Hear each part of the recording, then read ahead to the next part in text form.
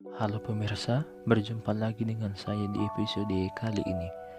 Mulai dari Doctor Who, Star Trek, sampai yang lawas Back to the Future, bahkan film SpongeBob telah menggambarkan penjelajahan waktu. Tapi mungkinkah hal ini dilakukan di dunia nyata? Apakah para ilmuwan melakukan penelitian tentang perjalanan waktu adalah hal yang sia-sia? Mari kita bahas bersama. Putar intronya.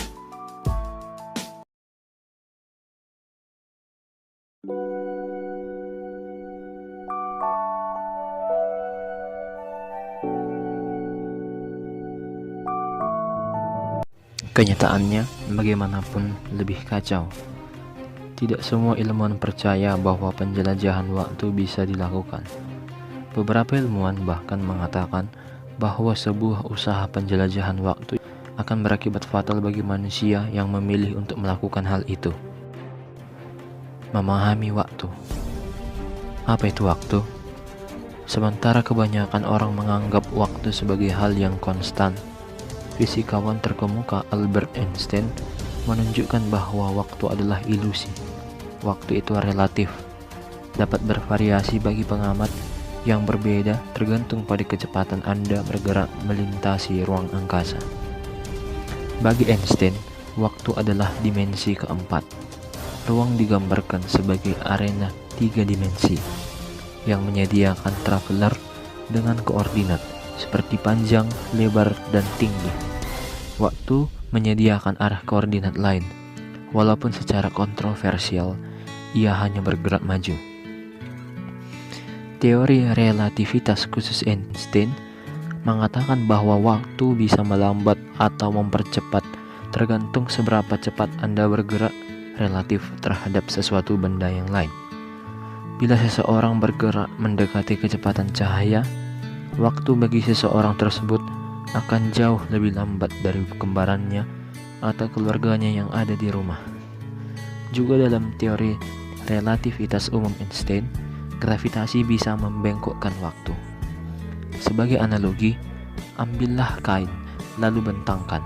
Anggaplah ia merupakan benda keempat dimensi yang disebut ruang waktu. Ketika sesuatu yang memiliki massa ditempatkan di atas kain itu, maka hal itu menyebabkan sang kain akan melebar ke bawah. Sebuah lenturan ruang waktu. Lenturan ruang waktu menyebabkan objek bergerak pada jalur yang melengkung, dan kelengkungan ruang adalah apa yang kita kenal sebagai gravitasi.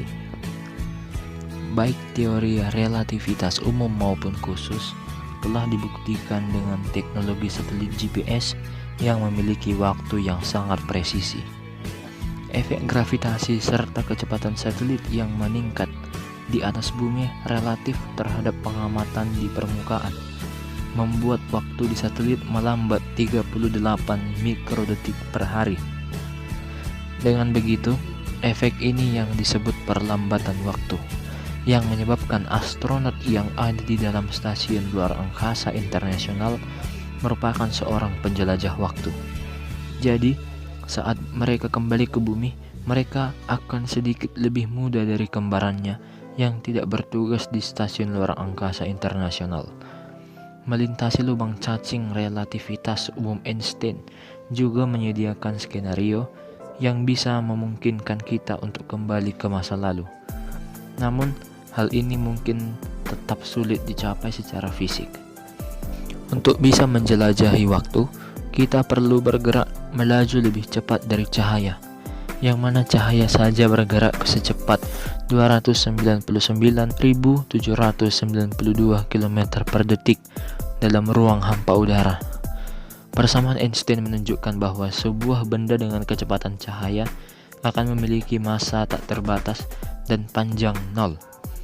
Hal ini tampaknya tidak dapat dilakukan secara fisik, walaupun beberapa ilmuwan telah memperpanjang persamaannya dan mengatakan bahwa hal itu mungkin bisa dilakukan.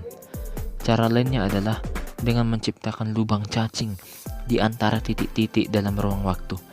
Sayangnya, persamaan Einstein menyatakan bahwa lubang cacing akan runtuh dengan sangat cepat segera setelah terbentuk, dan kalaupun bisa bertahan lama, maka lubang cacing hanya cocok untuk partikel yang sangat kecil. Selain itu, para ilmuwan belum benar-benar mengamati sebenarnya seperti apa lubang cacing ini. Ditambah lagi, teknologi yang dibutuhkan untuk membuat lubang cacing masih jauh melampaui apa yang kita miliki saat ini. Mesin waktu. Penjelajahan ke depan atau ke belakang waktu perlu menggunakan sebuah perangkat yang tidak lain dikenal sebagai mesin waktu. Untuk mencapai hal ini, mesin waktu sering dianggap membutuhkan bentuk materi eksotis dengan apa yang disebut kepadatan energi negatif.